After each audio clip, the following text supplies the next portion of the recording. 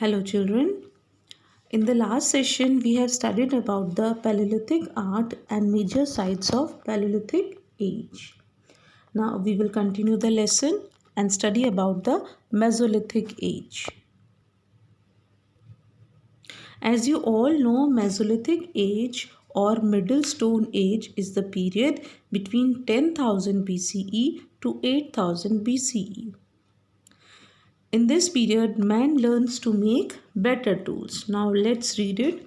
With the passage of time, Paleolithic man turned from a hunter-gatherer to a food producer.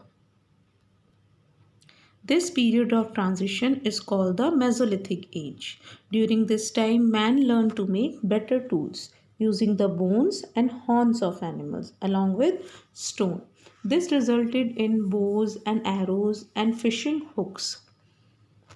Smaller, sharper, and more refined tools called microliths, such as arrowheads and spearheads, were made during this time. Towards the end of the Mesolithic age, man started learning about cultivation. He realized that when seeds fell on the ground and received water, they sprouted into plants, which then produced grains. He thought of putting seeds into the ground himself instead of waiting for them to fall. In this way, he started growing his own crops. Wheat, barley, and rice grew naturally in different parts of the Indian subcontinent. People would have collected grains from these plants and eaten them.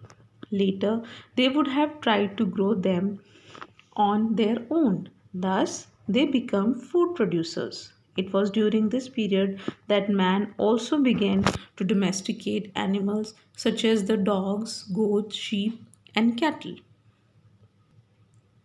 So, Mesolithic age is an important period as man learned to make better tools, not only for hunting, even for cultivation, as well as he began to domesticate the animals. During this period, microlith is the very small tool found at Mesolithic sites. It has sharp edges and is less than 3 centimeter in size. Due to tools made of bones and horns of animals, hunting and fishing became easier. At this Mesolithic age, man started learning cultivation and became food producer. Wheat, barley, and rice were the main crops grown at that time. This is the map showing the famous sites in all the three ages. As we can see here, first one is Bhimbedka in Madhya Pradesh. This is of Paleolithic site. Again, one site of Paleolithic age, Bori in Maharashtra. Third one is Kurnool in Andhra Pradesh.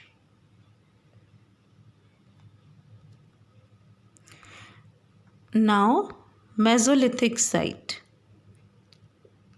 This one is the Bagor in Rajasthan. Another one is Adamgarh in Madhya Pradesh. These are the two sites of Mesolithic age.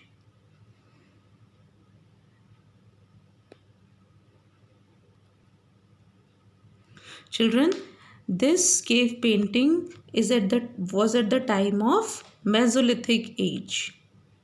Here you can see this is a tool. This is a microlith. They were very small and sharp tools. These also are microlith. Here you can see in the picture how they used to live. This is also an example of Mesolithic age.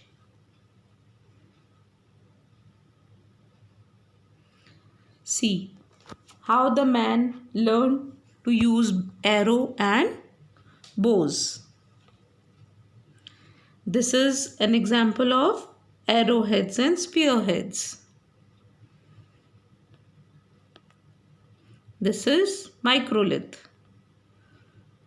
Again, a cave painting. Now let us study this. This is a case study, the Deccan.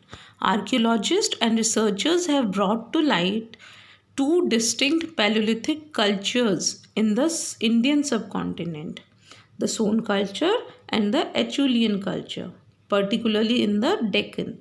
The Soan culture is found along the Soan River Valley in Pakistan.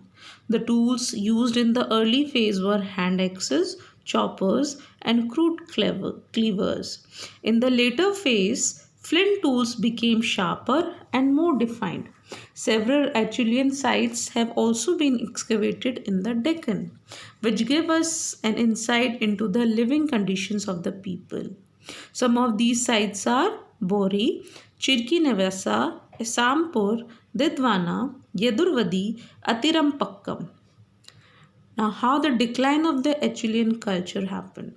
According to scholars, the area in which the Acheulean culture flourished became dry because of shortage of rainfall.